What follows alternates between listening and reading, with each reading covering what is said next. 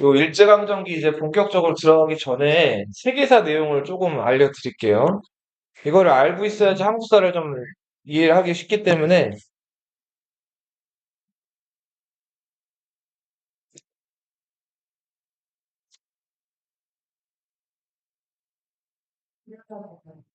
그럴 수 있으면 좋아요.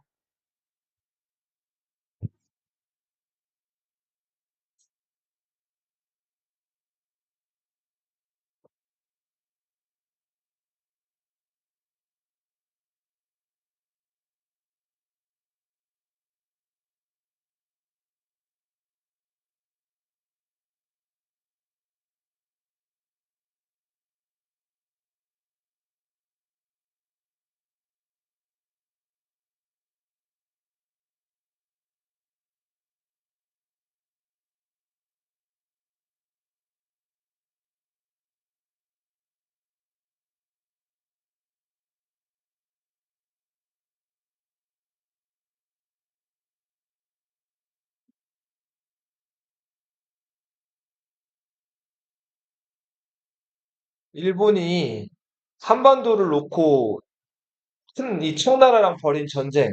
이게 무슨 전쟁? 예, 청일 전쟁이죠.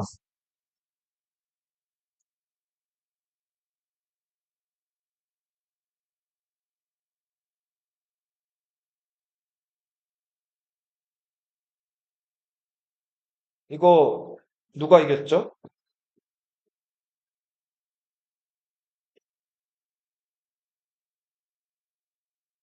일본이 승리했죠.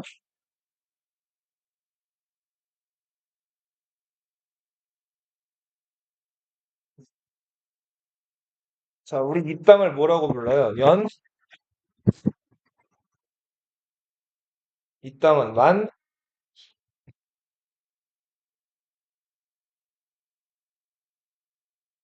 이 연해주를 가지고 있는 나라가 어느 나라죠? 러시아죠, 러시아. 이 러시아도 또 한반도를 놓고 호시탐탐 노리다가 일본이랑 전쟁을 벌였죠. 예, 러일전 10년 딱 있다가 이것도 누가 이겼어요?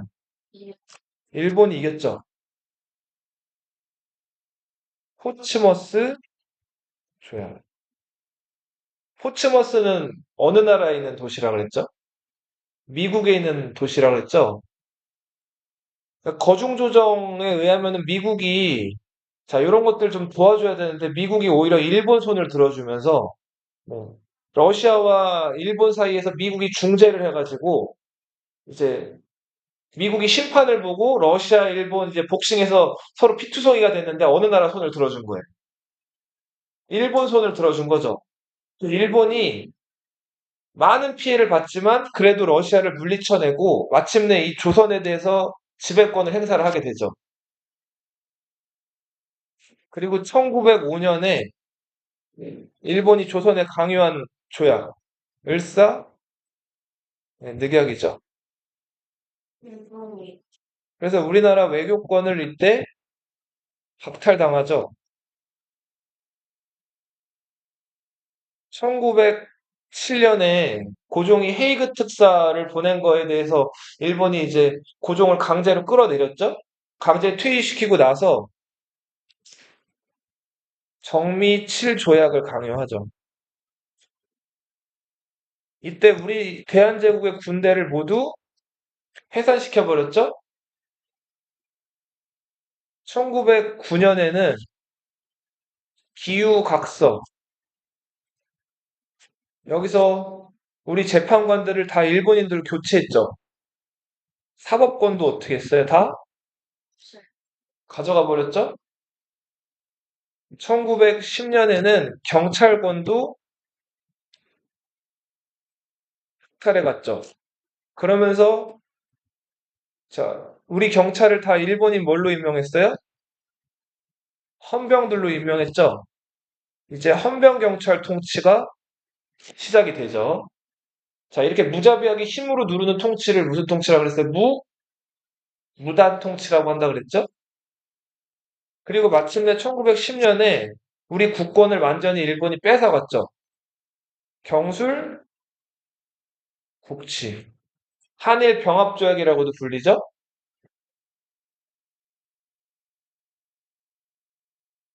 자, 여기서부터 세계사 얘기를 좀 더 써볼게요. 이제 조선은 완전히 멸망하고, 네, 식민지 조선이 된 거죠.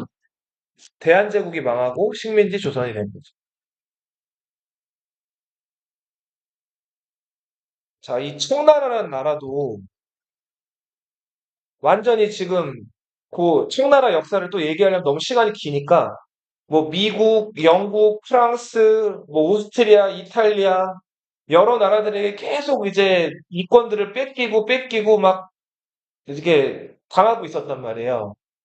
청나라 입장에서는 끝까지 자존심을 굽히지 않고 어떻게든 이 청나라가 다시 예전처럼 영광을 되찾겠다 해가지고 국민들로부터 무리하게 세금을 많이 걷어요.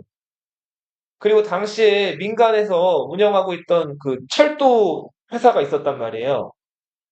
그 철도 회사들을 청나라 정부가 그냥 국유화를 시켜버려. 국유화라는 게 뭐죠? 나라가 가져가 버리는 거예요. 예를 들면 너희 지금 핸드폰 다 있죠? 통신사 어디 있어요? SK 또 뭐 KT, 알뜰폰 뭐 많죠. LG도 있고. 그 통신사들 거대 기업 아니에요. LG, SK, KT. 근데 이 통신사 같은 거대 기업들을 나라에서 돈이 부족하다고 꿀꺽 먹어버린 거예요. 말이 안 되죠. SK는 지금 저 최태원, 그 최태원 회장이 가지고 있는 개인 그룹이잖아요. 그죠? KT는 국가에서 세금을 많이 지원하고는 있지만 외국인 자본이 많은 기업이고, 한국통신. 네. LG는 또 구시가 가지고 있는 그런 개인 기업인데 이걸 어떻게 했다고 나라가 꿀꺽 먹어버린 거예요. 그렇지. 예. 원래 개인이 다 만들어낸 요금제고 개인이 그 기지국 같은 거 만들어서 운영하는 통신사인데 이거를 나라가 가져가 버린 거예요. 자, 당연히 그 철도 회사를 가지고 있는 개인이 반발했겠죠. 그리고 청나라가 이렇게 철도 회사만 가져간 게 아니라 여러 기업들을 다 나라 거로 만들어 버려요. 강탈을 한 거예요, 나라에서. 그래서 청나라에서 폭동이 일어나요. 이 폭동을 진압하라고 청나라에서 군대를 보내는데 그 군대가 오히려 청나라 정부에 총구를 돌려요. 무기력한 청나라 이제 물러가라, 무너져라 한 거예요. 자, 이 혁명을 신해의 혁명이라고. 자, 신해의 혁명이 일어나면서 청나라가 무너지게 돼요. 청나라 마지막 황제, 당시 7살이었거든요. 수이라는 마지막 황제가 이 혁명군에 의해서 퇴위당하고, 오, 맞아요. 중화민국이 수립이 돼요. 7살도 왕이 될 수 있어. 3살 때 황제가 됐어요. 아, 네. 가능하네요. 네, 가능하죠. 조선에서도 어린 임금들이 있잖아요. 헌종 8살 막 이렇게. 왕인데, 제가, 거의 아기죠, 아기. 그죠?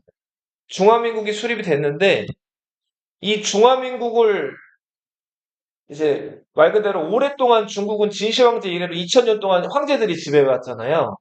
이제 그 황제 지배 체제를 벗어버리고 새롭게 중국에 사는 중화민국 그 백성들이 투표를 해가지고 대표를 뽑고 미국처럼 대통령으로 이제 나라를 다스리게끔 하려고 순원이라는 사람이 여기에 결정적인 역할을 했어요.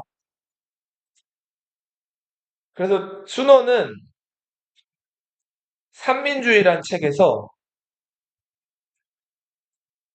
민족, 중화민족, 민권, 백성들이 권한을 누리고 투표하고 민생, 백성들의 삶이 풍요로워지고 이런 것들을 얘기한 삼민주의를 얘기하면서 중국인들의 나라, 그렇게 제창한 나라가 중화민국이라고. 근데 순원은 청나라를 무너뜨릴 정신적인 기반은 있었지만 군사력이 없었단 말이에요. 이 군사력을 제공해주고 청나라와 순원 사이에서 어 이제 군사력을 가지고 있으면서 승리를 이끌 수 있는 힘을 가지고 있던 사람이 우리 이모군란 때 저 한국 들어와가지고 막 고종한테 무례하게 굴었던 20대 젊은 장군이 있었다 그랬죠. 이 사람 청나라 장군인데 이때 출세해가지고 요 당시 때 막강한 군사력을 가지고 있었단 말이에요.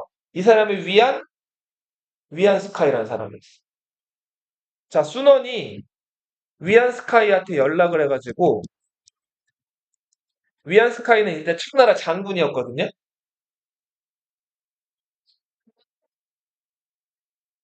조금 다르지만 힘이 있는 순원이 위안 스카이한테 연락을 해서 자, 지금 청나라를 무너뜨려주고 우리를 도와준다면 중화민국의 대통령, 당시에는 대통령이라고 안 하고 중화민국은 충통이라고 불렀거든요. 중화민국의 대충통 자리를 줄 테니까 우리를 도와달라 그래요. 그래서 청나라 장군이었던 위안스카이가 고민을 좀 해요. 어디를 손들어야지 내가 도움이 될까? 자, 위안스카이의 선택은 청나라 중화민국 어디? 중화민국 손을 든단 말이에요.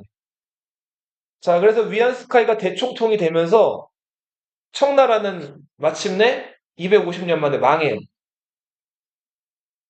자, 근데 문제는 이 중화민국의 총통이 된 위안스카이가 순원과의 약속대로 이제 총통이 됐는데 순원은 이렇게 생각했어요. 이제 대통령이나 대총통 이런 사람들은 영원히 할 수 있어요? 뭐가 있어요, 대통령은? 임기가 있죠. 그 임기 끝나면 어떻게 돼야 돼요? 물러나죠. 그리고 다른 사람이 또 대통령으로 선출이 돼야 되잖아요. 순원은 의회를 만든 다음에 그걸 하려고 그랬는데 위안스카이가 군사권을 가지고 있는데 그걸 하려고 그랬을까요? 어림없는 소리죠. 자, 청나라 멸망시켜낸 다음에 위안스카이가 뭐가 되려고 하냐면 황제가 되려고 그래요. 다시 자기가 황제가 되려고 한 거예요. 황제를 몰아내고 무너뜨렸는데 자기가 또 황제가 되려고 한 거예요. 그리고 실제로 1915년에 황제에 올라요. 잘, 어, 그죠? 자, 근데 봐요. 이 위안스카이 같은 사람들을 중국 역사에서 뭐라고 부르냐면 군벌이라고 불러요. 군은 군사군자고 벌은 뭘까? 벌. 제, 재벌할 때 그 벌이랑 같아요. 문벌귀족 기억나죠?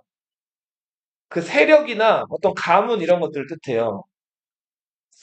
자, 이 사람들은 총과 칼로 무장한 군대를 보유하고 그 군대를 자기 힘의 원천으로 가지고 있는 그런 군사 세력들을 군벌이라고 해요.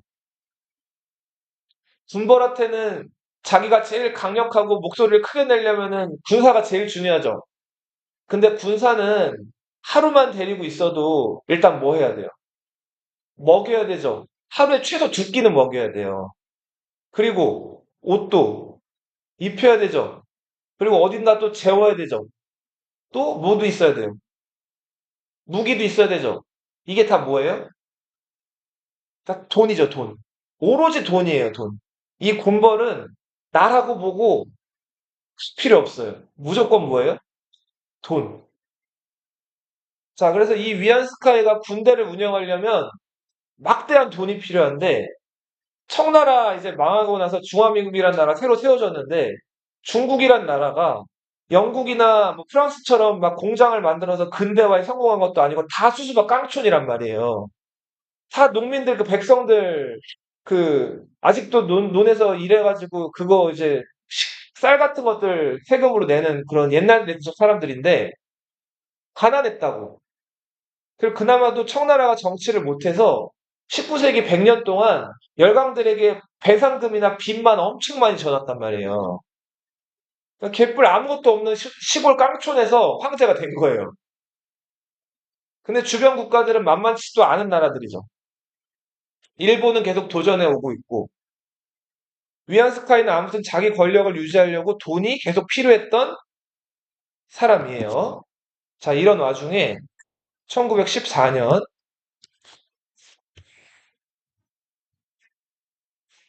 청나라는 망했고 중화민국이란 나라가 수립이 됩니다. 유럽에서 여기 칸이 넓으니까 영국, 프랑스, 러시아가 손을 잡고요. 독일, 오스트리아, 이탈리아, 요 나라들이 손을 잡고 서로 이제 식민지 경쟁을 펼치다가, 맞아요. 발칸반도라는 곳에서 이 여섯 나라가 꽝 하고 부닥쳐요. 자, 이게 그 유명한 제 1차 세계대전. 와, 러시아가 그 오스트리아라는 나라에게 선전포고하면서 시작이 됐는데, 문제는 이게 가벼운 전쟁이 아니었죠? 사망자만 해도 이게 추정되는 것만 2천만 명이 죽었어요. 전쟁은 무려 4년 동안 전개가 됐어요. 전쟁 중에 여러 가지 사건이 있는데, 이 미국이란 나라가 한동안 여기 전쟁에서 끼어들질 않고 이 전쟁을 지켜보면서 열심히 공장에서 무기를 만들어서 무기를 열심히 유럽에다 팔아넘겼단 말이에요. 엄청나게 벌었죠. 그래서 미국이 이전까지는 영국, 프랑스에 좀 뒤져 있었는데 이때 공업화되고 무기를 팔아넘기면서 이때 세계 최강대국으로 올라가요. 그러니까 어떤 나라, 어떤 지역이나 나라에서는 비극이 미국 같은 나라에게서는 행운이 된 거예요. 자, 그래서 미국이 한동안 무기를 팔아먹다가 독일이 그 미국 여객선 하나를 공격해가지고 침몰시키는 사건이 벌어져요. 그래서 미국이 이제는 무기만 팔아먹다가 직접 팔 걷어붙이고 전쟁에 참여한단 말이에요. 자, 엄청나게 돈도 많은 데다가 땅덩어리도 넓고 무기 이런 것도 거의 가장 세계에서 가장 강력한 무기를 보유하고 있던 미국이 여기 이쪽에 가담하게 되면서 전세는 급격하게 이쪽으로 기운단 말이에요. 서렵고, 네. 자, 봐요. 근데 이 독일이란 나라가 과거에 이 청나라란 나라로부터 이제 여러 가지 이권들을 빼앗아 갔었는데, 당시 독일이 이렇게 지금 한반도 쪽으로 튀어나와 있는 이 반도, 여기를 차지하고 있었거든요. 자, 이 반도를 중국에 그 태항산이라는 큰 산이 있어요. 그 산의 동쪽에 있다고 해서 여기를 뭐라고 부른다? 산둥반도라고 불러요. 무슨 반도라고 한다고요? 이 산둥반도의 이권을 어느 나라가 가지고 있었다? 독일이 청나라로부터 뺏어서 가지고 있었어요. 그래서 독일이 여기다가 이제 그 독일을 사람들 뭐 많이 마시죠? 술? 맥주를 많이 마신단 말이에요. 그래서 여기다 맥주 공장을 만드는데 산둥반도에 있는 유명한 도시가 칭다오라는 도시가 있어요. 들어봤어요? 예. 칭다오 뭐 유명해요? 맥주 유명하죠? 이게 독일 사람들이 여길 점령한 다음에 맥주 공장을 만들어 놔서 여기서 유명해진 거예요. 자, 근데 아무튼 독일이 여기 이권을 가지고 있었는데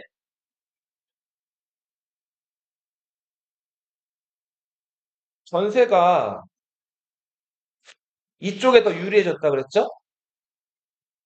이쪽은 이제 연합국이라고 부르고요. 여기 삼국 동맹이라고 해서 여기를 이제 동맹국이라고 부르는데 연합국이 점점 전세가 유리해진다. 자, 일본은 이제 조선을 병합한 다음에 어떻게든 만주나 요 대륙으로 중국 쪽으로 진출하고 싶었기 때문에 이 산동반도 지역이 호시탐탐 탐이 났어요. 이 산동반도를 지금 독일이 차지하고 있는 여기를 차지하고 싶었던 거예요. 우리 과거에 일본이 영국이랑 동맹 맺었던 거 기억나요? 영일동맹 기억나죠? 그 영일동맹 핑계를 대고 일본이 여기에 숟가락을 얹어요. 아니, 그러면 5대3은 뭐, 그죠? 자, 그래서 일본이 독일에게 선전포고를 하고 여기를 공격해 들어가서 1차 세계대전 중에 여기를 접수한 거예요. 일본이 산둥반도를 차지하게 된 거죠. 1914년부터 1918년까지 1차 세계대전이 일어났는데 1915년에 1차 세계대전 중에 일본이 산둥반도를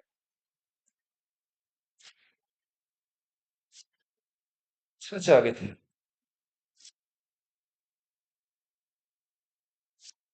이제 독일은 산둥반도를 빼앗겼어요, 일본에게.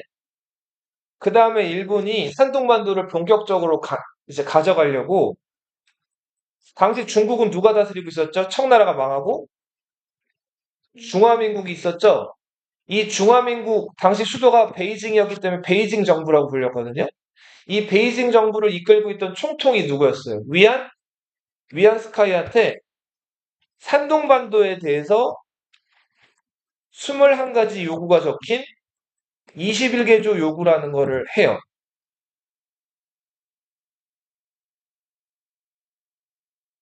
자, 이 요구는 대부분이 그 산둥반도 땅을 아예 일본이 가져간다라는 정도에 준하는 내용들이었어. 일본 군대가 항구이 산둥반도에 머무르고, 그리고 여기서 세금이나 이런 것들도 일본이 걷어간다는 내용. 이거 사실상 어떤 내용이에요? 일본 땅이라는 거죠. 근데 이거를 위안스카이가 어떻게 했을 것 같아요? 위안스카이가 이거를 모두 수락을 한단 말이에요. 대신에 일본으로부터 뭘 받았을까요? 쌀, 막대한 돈을 받는다고. 이 위안스카이는 군벌이라 그랬죠?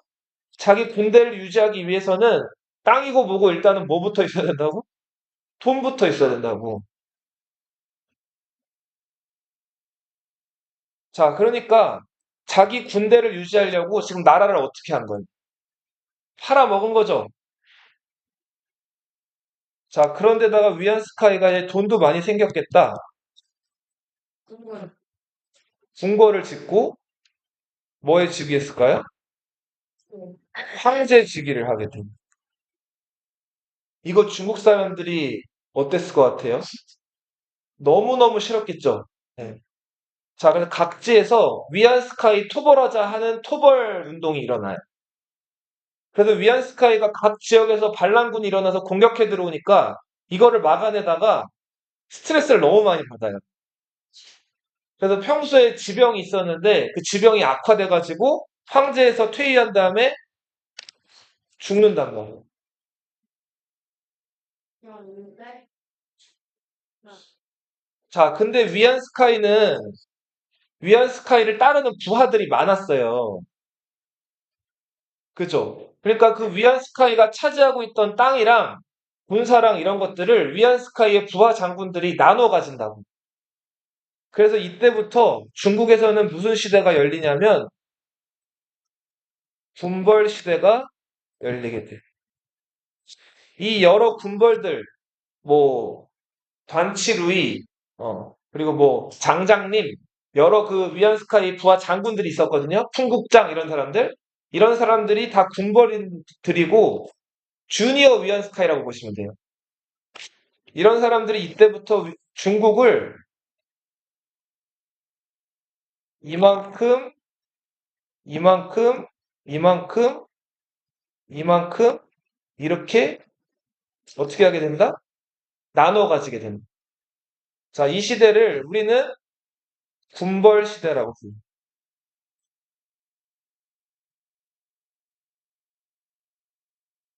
자, 사건 하나만 더 쓸게요. 1917년 3월이었어요.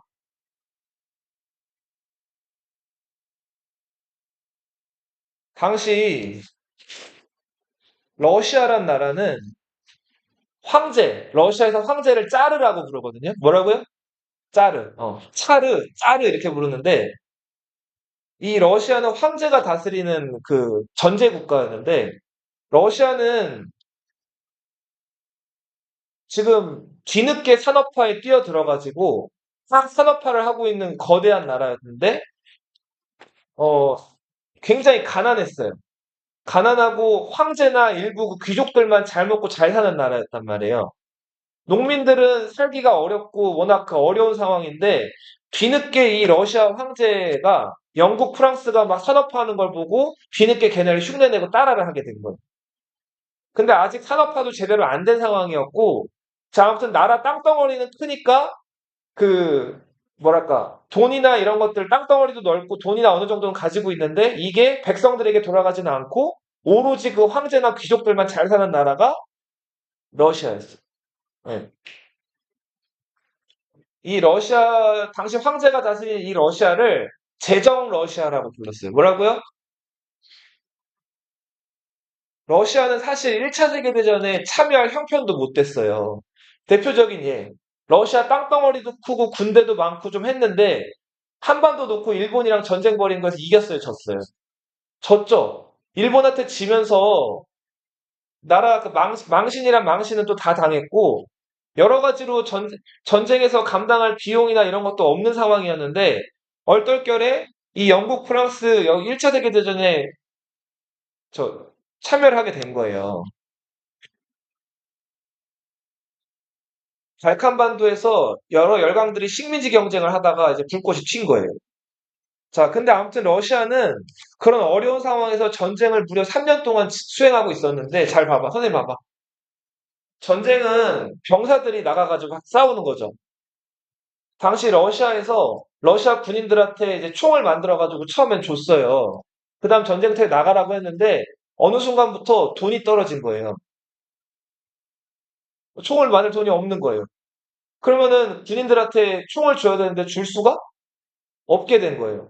심지어는 총알도 떨어져요. 그 총알도 못 줘요. 근데 군인들은 모아놓고 전쟁터에 나가라 그래요. 그죠? 뭐라고 얘기했냐면 러시아 그 황제가 이제 장군들이 군인들한테 뭐라고 얘기했냐면 총알이 떨어지거나 총이 없으면 앞에 죽은 병사 뜰 걸 쓰라는 거예요. 생각보다 또 자, 누가 전쟁터에 나가고 싶겠어요? 아무도 안 나가고 싶었겠죠. 그래서 1차 세계대전 때 피해자가 죽은 군인이 가장 많은 나라가 러시아예요. 자, 그래도 군대라는 거는 위에서 시키면은 어떻게 해야 돼요? 해야 돼요. 불만이 계속해서 증가하다가 러시아에서 1917년 3월 혁명이 일어나요. 당시 러시아 짜르 가문의 성이 로마노프였거든요. 이 로마노프 왕조가 붕괴.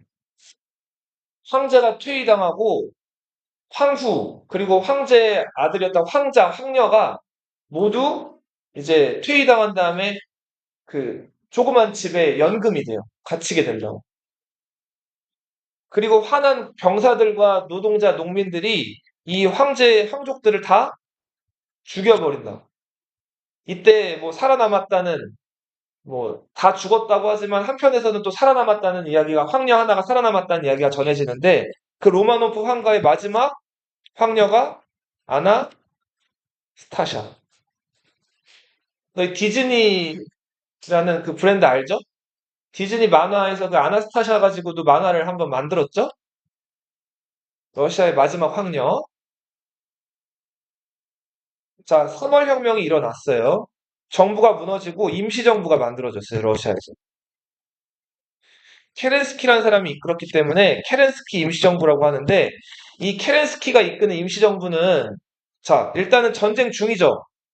1차 세계대전 중이잖아요. 전쟁이 안 끝났어요. 미국이 가담해가지고 이제 이쪽이 거의 지금 질락말락하는 상황이고 이쪽은 거의 이제 승리를 눈앞에 둔 상황이에요.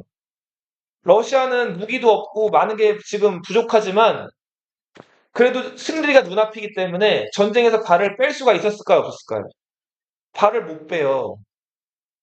그래서 지금 무리해가면서도 전쟁을 지속한단 말이에요. 자, 근데 병사들은 당장 죽기가 싫어요. 전쟁 빨리 끝냈으면 좋겠는데 혁명이 일어나는데도 전쟁이 끝나질 않아요. 그래서 러시아에서 다시 한번 혁명이 일어나요. 이게 11월 혁명이에요. 이 11월 혁명을 이끌었던 사람은 독일의 철학자 마르크스를 계승해서 공산주의를 열심히 연구한 레닌이라는 사람입니다. 블라디미르 레닌. 자, 마르크스가 만들어 놓은 자본론이란 이론을 러시아라는 나라에서 어떻게 하면 실현시킬까를 깊이 고민했던 사상가예요. 이 레닌에 의해서 볼셰비키, 이 볼셰비키는 러시아로 다수를 뜻하거든요. 볼셰비키 혁명이라.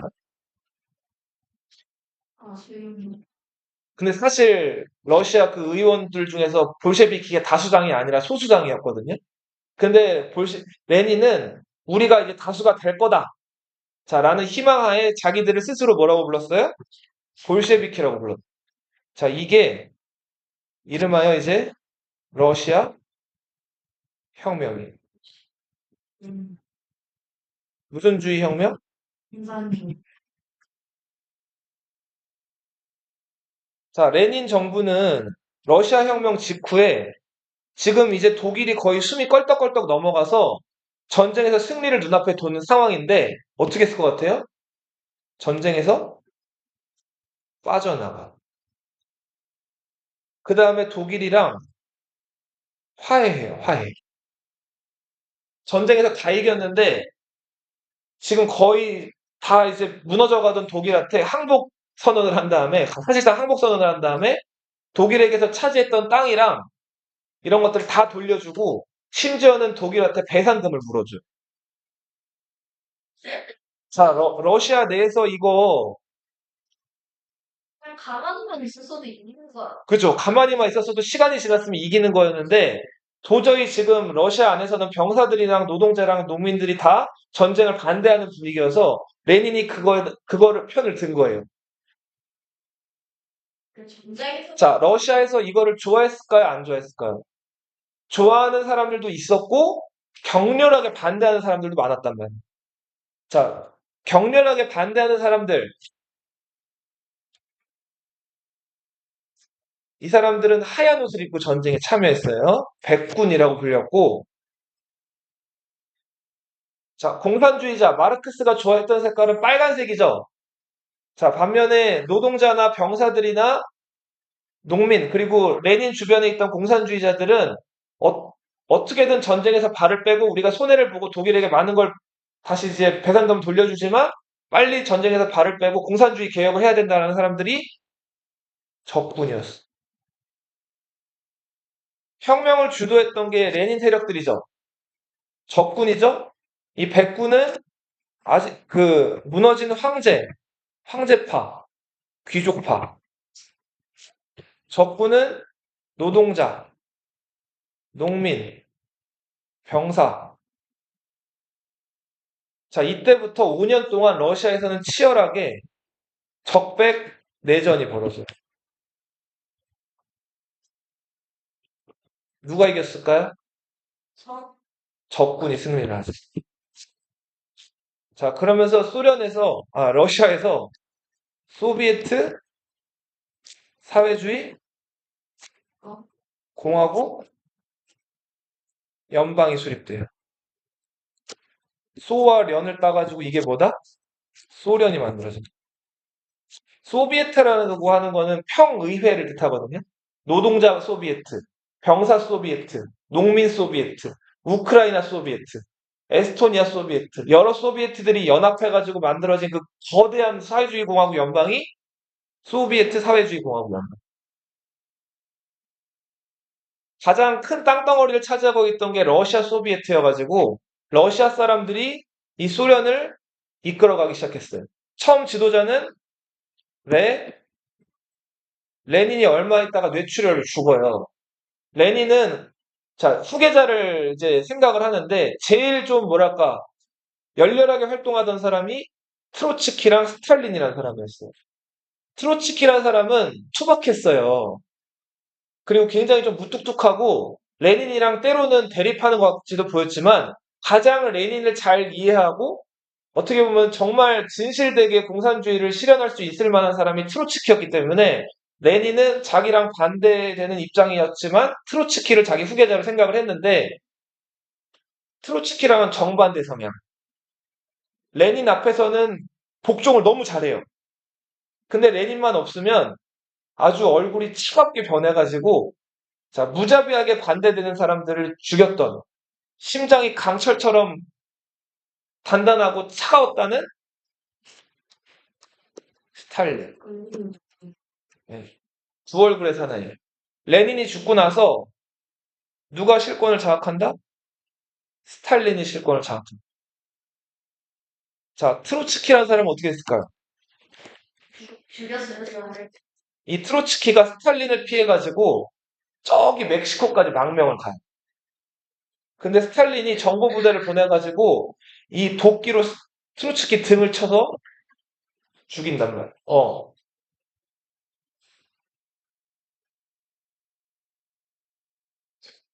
알고 네.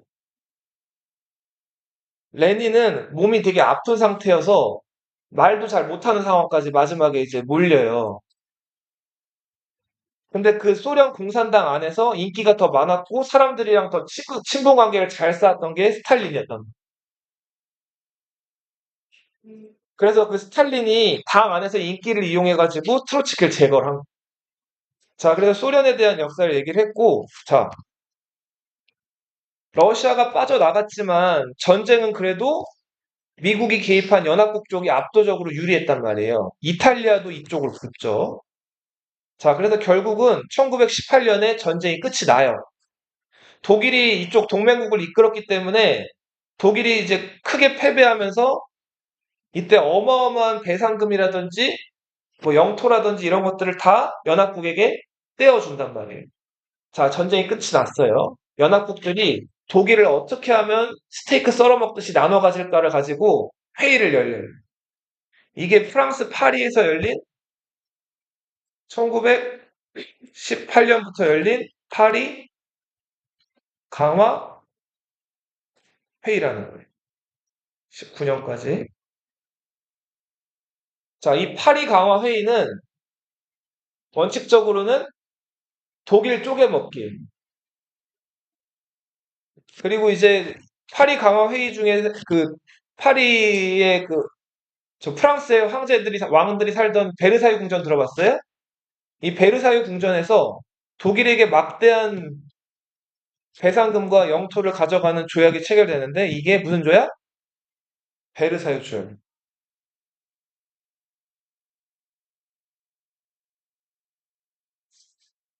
자, 1차 세계대전 당시에 그 아까 이 중국의 군벌 위안스카이 정부도 요 연합국 쪽에 미미하지만 숟가락을 내밀었기 때문에 전쟁이 끝났을 때 일본이나 중국이나 패전국이었어요, 승전국이었어요? 승전국이었죠. 이쪽에 섰으니까. 자, 그래서 승전국이었기 때문에 두 나라가 이탈리아도 승전국이었어요. 사실 선생님이 좀 나중에 얘기했지만 전쟁 초반에 옮겼어요, 이쪽. 자, 그래서 아무튼 일본이랑 중국이 둘 다 승전국이었는데 일본, 중국의 관심사는 여기에요. 맥주 유명한데. 일본은 여기 자기들이 이겼으니까 그대로 가져가겠다. 중국은 여기 어떻게 해달라? 돌려달라. 근데 어느 나라가 국력이 더 셌을까요? 일본이 이 당시에 국력이 훨씬 셌단 말이에요. 그래서 일본이 또 영국이나 미국 같은 나라들에게 로비를 또 잘해서 결국 산동반도를 어느 나라가 차지하게 된다? 일본이 차지하게 된다. 이때 중국에서 난리가 나요. 이거 말도 안 된다. 산동반도를 어떻게 일본에게 떼어주냐. 우리 저 공자의 고향인데 여기가. 자, 그래서 이때 중국에서 일어난 운동이 1919년 오사운동. 산동반도 일본으로부터 되찾자 이거예요. 근데 5월 4일 전에 먼저 조그만 나라 조선에서 먼저 무슨 운동이 있었죠? 3.1 운동이 있었죠? 네. 자, 그런데 이렇게 조선이나 그리고 지금 막 나눠져 있는 중국이나 이렇게 약소국에서 이런 운동, 민족운동이 일어났던 이유, 이 파리 강화 회의에서 당시 미국 대통령이었던 윌슨이라는 사람이 이런 얘기를 해요. 자기 민족의 일은 자기가 스스로 결정해야 된다는 거예요. 자, 이거 같이 읽어보세요. 민족? 인정 자결주의. 자, 이 영향을 받아가지고 식민지 조선과 그리고 지금 군벌들이 나라의 이권을 팔아먹고 있는 막장 중국에서 이런 운동들이 일어나게 됩니다. 근데 사실 이 민족 자결주의에 숨어져 있던 함정, 여기서 말하는 민족은 스스로 결정하자 이런 얘기는 강대국들 얘기를 얘기하는 거였고, 어, 그리고 이 얘기는 패전국의 식민지에만 적용되는 얘기였어. 1차 세계대전 때 진 나라가 어느 나라예요? 독일이죠. 독일이 가지고 있던 식민지에만 해당하는 얘기여가지고 이게 이긴 나라 식민지에는 해당하는 얘기가 아니었단 말이에요. 근데 지금 조선이란 나라는 어느 나라 식민지였어요? 일본 식민지였죠. 일본은 패전국이에요, 승전국이에요. 자, 그러니까 원래는 이 강대국들 논리대로라면 식민지 조선은 지금 독립을 얘기한다거나 자기 민족의 일을 자기들이 스스로 결정할 그런 권리가 없는 상황이었어요. 어, 네. 일제는 그 1차 세계대전에 승전국으로 싸웠잖아요. 네. 근데 저때 일제강점기였으니까 군인들도 막 1차 세계대전 가서 싸웠어. 조선은 국적이 없죠. 그리고 이 당시 때는 조선 사람들을 일본 군으로 아직 집어넣질 않았어요. 네, 일본 군인들만 가서 싸운 거. 일이 딱 좋은 게 있어. 독립할 수 있지. 어떻게 보면은 민족 자결주의 내용대로라면 그런데 민족 자결주의 얘기는 승전국 식민지에만 패전국 식민지에만 적용되는 얘기였기 때문에 승전국의 식민지였던 조선에 해당이 안 됐어요. 그래도 우리 지식인들이 이 민족 자결주의를 가져와가지고 3.1운동을 일으킨 거예요. 네. 그래서 이게 결국은 일본에게 진압이 됐고 국제사회에서 조선이란 나라가 저력이 있구나는 알았지만 결국 지원받지는 못했죠. 대신에 이 3.1운동의 열기를 이끌어가기 위해서 만들어진 정부가 있죠. 예. 위치가 처음엔 세 군데 있다가 여기로 통합됐어요. 어디? 자, 중국은 오사운동에서 산둥반도 이권을 돌려달라고 줄기차게 얘기를 했고 1921년에 열린 워싱턴 회의에서 이 어디서 열렸죠, 이거? 지금? 워싱턴 어느 나라 수도예요? 미국이죠. 이거 미국이 주도한 거예요. 미국이 왜 워싱턴에서 회의를 또 열었을까요? 자, 여기서 미국 큰형님이 일본이 너무 설치는 게 꼴보기 싫잖아요. 일본을 슥 눌러요. 자, 어떻게 누르냐면 당시 일본이 지금 청일전쟁 이겼죠? 러일전쟁 이겼죠? 조선 먹었죠? 1차 세계대전도 어떻게 했어요, 일본이? 이겼죠. 그리고 1차 세계대전에서 산둥반도도 차지했죠? 엄청 잘 나갔단 말이에요. 세계 최강대국으로 떠오른 나라는 미국.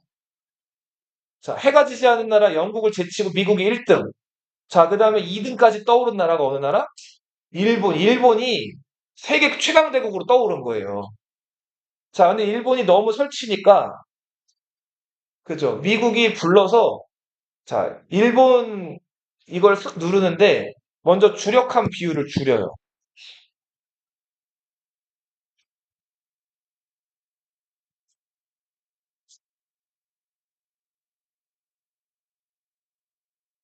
자, 주력한 비율을, 음, 미국 5, 영국 3, 자, 일본 1.5. 자, 이런 식으로 배. 해군. 해군 배 숫자를 줄여놓고, 그리고 승동반도라든지 이런 일본이 가지고 있던 중국 땅들을 다시 중국에게 돌려주게 만든 거. 일본은 이거 원하지 않았겠죠? 하지만 미국을 이길 수는 없죠. 그래서 미국 요청대로 일본이 산둥반도 권익을 중국에게 돌려주게 됩니다.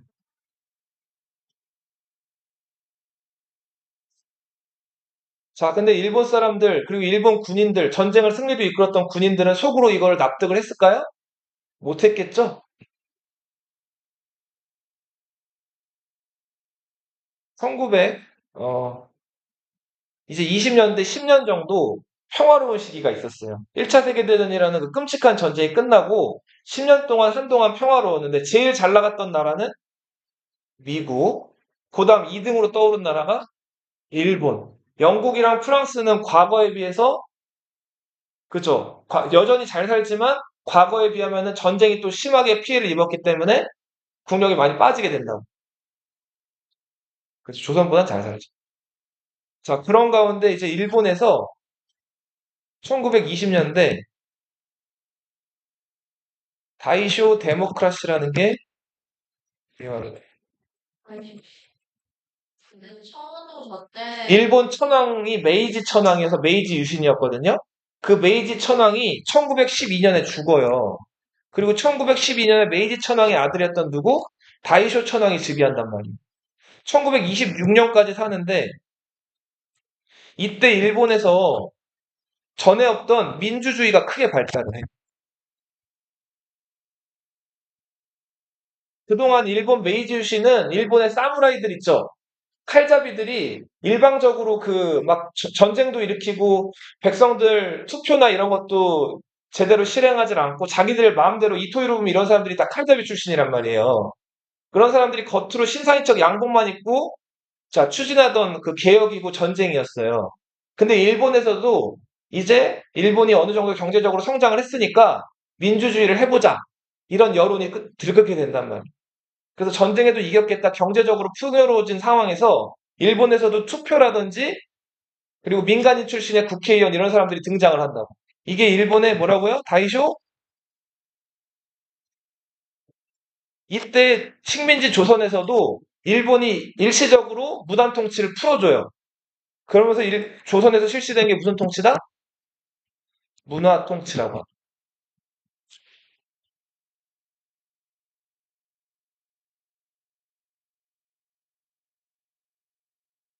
자, 요거까지만 빨리 쓰고 마칠게 봐요.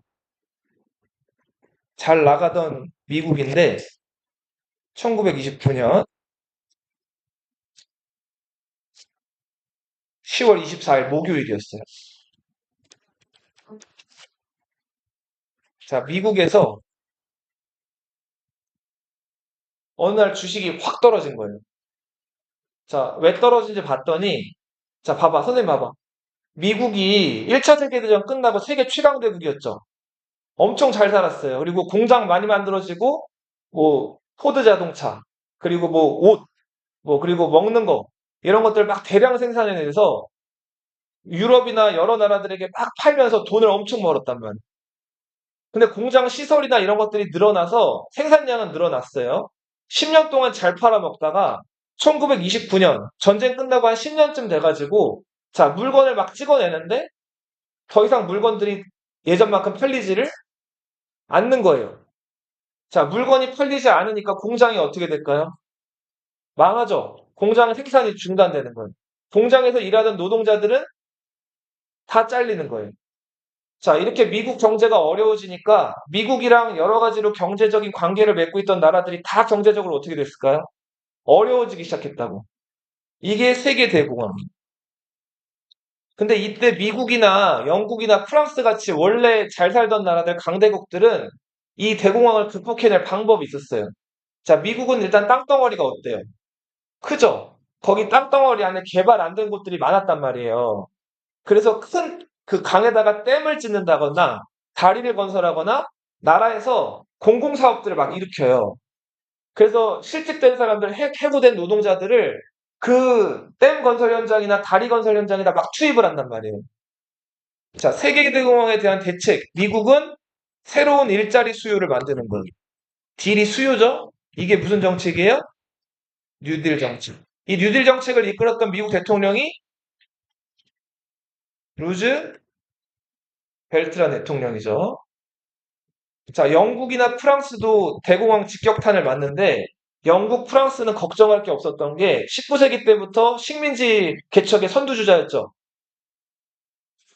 그렇죠. 식민지를 빨아먹는 거예요. 자, 이게 블록 경제. 영국은 파운드, 프랑스는 프랑이라는 돈을 썼거든요. 자, 영국은 자기네 식민지랑 영국 본국을 관세 장벽으로 이렇게 묶어요. 그리고 식민지에서 나오는 값싼 원료들을 해외로 수출을 안 하고 오로지 본국인 영국으로만 가져오는 거예요. 네. 만약에 영국 식민지에서 다른 나라로 값싼 원료가 수출되려고 하면은 이거를 관세 장벽으로 막는 거예요. 그래서 만약에 영국 식민지였던 아프리카 우간다에서 뭐 카카오 가루가 100원에 생산이 됐어요. 그럼 영국으로 이게 수출될 때는 100원 가격 그대로 수출이 되는 거예요. 근데 만약에 이 우간다에서 생산된 카카오가 뭐 러시아라든지 아니면은 유럽의 다른 나라로 수출된다고 생각해봐요. 그러면은 관세를 1000%, 5000%를 때리는 거예요. 자, 그러면은 100원이었던 카카오가 프랑스로 수출될 때는 그쵸, 5,000원, 10,000원이 되는 거예요. 그러면 수출을 하겠어요, 못 하겠어요? 못 하겠죠. 값싼 원료들은 오로지 영국으로만 수출을 해서 영국에서 이런 것들을 제작해가지고 완제품으로 만든 다음에 비싼 값에 식민지라든지 다른 곳에 파는 거예요. 자, 이런 거를 뭐 경제 용어인데 관세 블록을 친다고 해서 무슨 경제라고 한다? 미국, 영국, 프랑스 같은 강대국들은 살아남거나 어떻게든 버틸 만한 상황이 됐죠? 근데 문제는 1차 세계대전 크게 져가지고 10년 동안 너무너무 고생했던 독일, 이런 나라들은 이제 막 겨우 좀 살만해졌는데 대공황 위기를 맞은 거예요. 식민지도 없어요. 전쟁 끝나고 다 뺏겼기 때문에. 일본. 자, 일본이란 나라는 식민지를 그래도 가지고 있고 1차 세계대전 여기서 잘 나가서 좋았는데 일본 땅덩어리는 미국에 비하면 넓어요, 좁아요. 좁죠. 그리고 일본은 영국, 프랑스만큼 식민지를 많이 가지고 있지도 식민지를 확실하게 가지고 있는 데가 어디예요? 조선이죠. 조선은 개뿔 그냥 다 그냥 풀밭이에요. 아무것도 없어요. 오히려 일본이 지금 더 돈을 많이 들이고 있단 말이에요. 이거저거 투자해가지고 뽑아 먹으려고. 이탈리아. 1차 세계대전 때 잽싸게 그 승전국 쪽으로 가담을 했지만 전쟁에서 별로 한 게 없었기 때문에 가져간 것도 없었단 말이에요. 실업자들은 늘어나고 공산주의자들이 막 활약하기 시작한 게 이탈리아예요. 자, 이런 나라들은 답이 없었어요. 대공황에 대해서. 자, 뭐로 빠지게 되냐면 이런 거에 빠져요. 전체주의라는 게 빠져요. 나라가 지금 이렇게 어려울 때는 개인보다는 전체, 곧 국가가 가장 우선이다. 개인의 어떤 욕망이나 개인이 원하는 것들은 잠시 누르고 다 뭐를 위해서? 국가, 전체를 위해서 개인이 희생해야 된다. 이게 전체주의예요. 근데 이때 국가를 이끌었던 그 국가로 대표되는 무자비한 독재자들, 지도자들이 등장해요. 독일은 히틀러.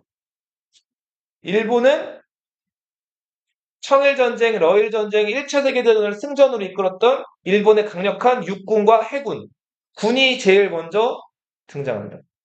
이거를 군국주의라고 해요. 이탈리아는 혹시 들어봤는지 모르겠는데 무솔리니라는 사람 들어봤나요? 무솔리니. 이게 전체주의예요. 자, 독일, 히틀러 이렇게 얘기해. 유대인은 저열해. 반면에 우리 게르만 민족, 저면이잖아요. 게르만족들은 우월해. 우리 게르만족들은 과거 인도 문명이나 이런 데 영광을 이끌었던 아리아인들의 후예고 우리는 하얗고 인종적으로 우월해. 인종주의 이런 것들을 내세우면서 유대인들 막 죽이죠? 그러면서 우리 우월한 게르만족들이 나머지 지역을 점령하자는 거예요. 근거는 있어요, 없어요? 없어요. 팽창. 일본은 우리 만세 일개, 아주 오래전부터 일본에서 그 있어왔던 우리들의 조상, 천황은 우월하다. 천황을 제일 앞으로 내세워요. 그러면서 이 군이 나서서, 자, 저 지금 서양에게 계속 당하기만 했던 동양의 저 멍청한 중국을 우리가 지배한 다음에, 그쵸, 살려주자. 자, 그러면서 내세웠던 게 동아시아를 일본을 중심으로 해서 공동으로 번영하게 하자. 대동아 공영론. 누구다? 훨씬 컸죠. 자, 군벌들이 나눠가지고 있었죠. 이탈리아는 과거 이탈리아 수도가 어디예요? 이탈리아 수도 웬일이야? 로마죠, 로마. 자, 로마 과거에 아주 영광을 누렸던 나라죠. 그죠? 그 로마의 영광을 재현하자. 말도 안 되는 얘기죠. 지금 갑자기.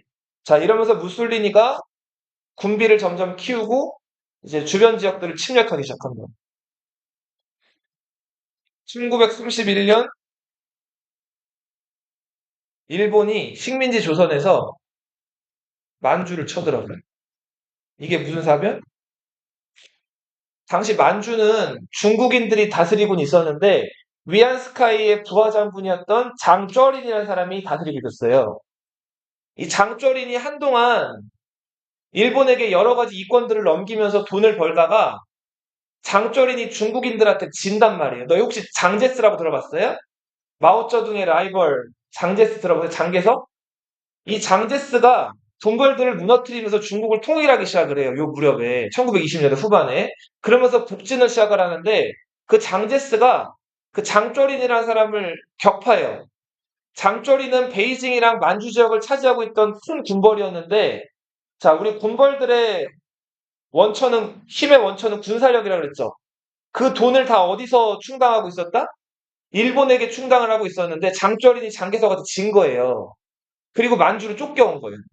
일본 입장에서는 더 이상 장쩌린이 필요해요, 안 필요해요? 장쩌린을 죽여버리고 일본이 만주 지역으로 직접 쳐들어간 거예요. 이게 무슨 사변이다?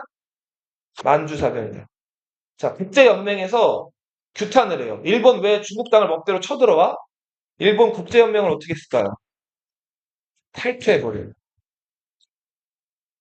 그리고 여기서 한 걸음 더 나아가요. 1932년에 만주 지역에다가 나라를 만들어버려요. 이게 뭐다? 만주국이. 그리고 일본이 명목상으로 일본 사람들이 중국 지배하게 되면은 국제 여론이 안 좋잖아요. 이 만주인 황제, 청나라의 마지막 황제, 후이라는 청나라 마지막 황제를 만주국 황제로 만든다. 봐봐. 우리는 만주인들 황제를 세워줬어. 그리고 만주국의 관리들은 다 누구로 임명해요? 일본인들로 임명한다.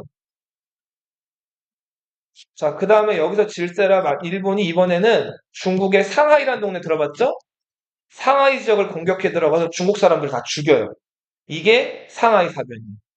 이때 임시정부의 윤봉길이라는 사람이 들어봤죠? 상하이 사람들 죽이고 일본 사람들이 막 퍼레이드 했단 말이에요. 우리가 이겼다 하고. 중국 사람들이 막 열받았겠죠. 근데도 죽을까봐 숨죽이고 있었는데 엿장수로 분장했죠. 그 다음에 일본 장군한테 물통으로 만든 폭탄을 던졌단 말이에요. 이게 윤봉길의 상하이 유거예요.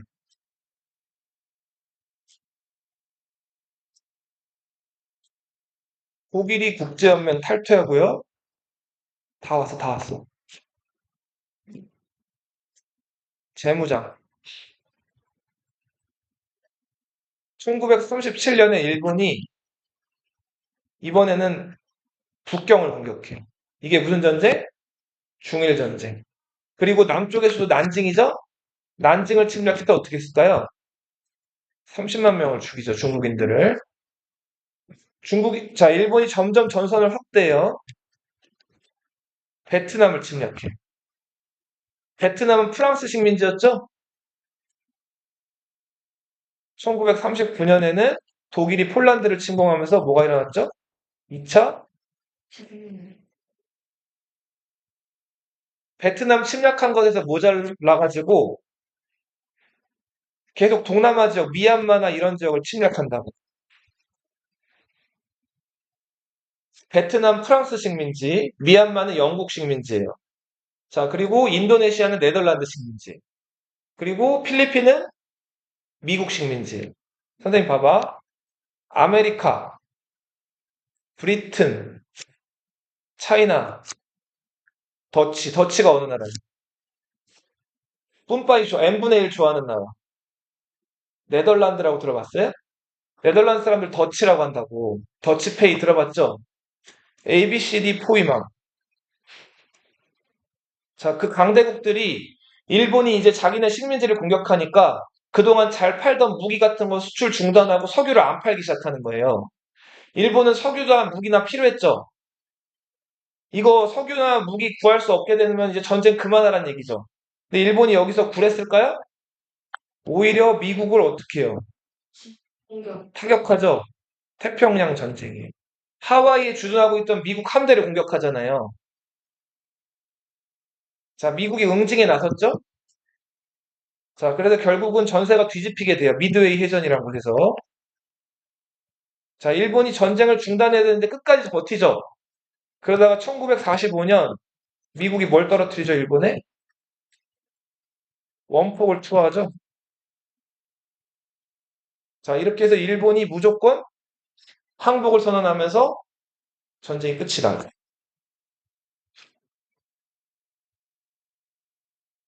잠깐 쉬었다 할게요.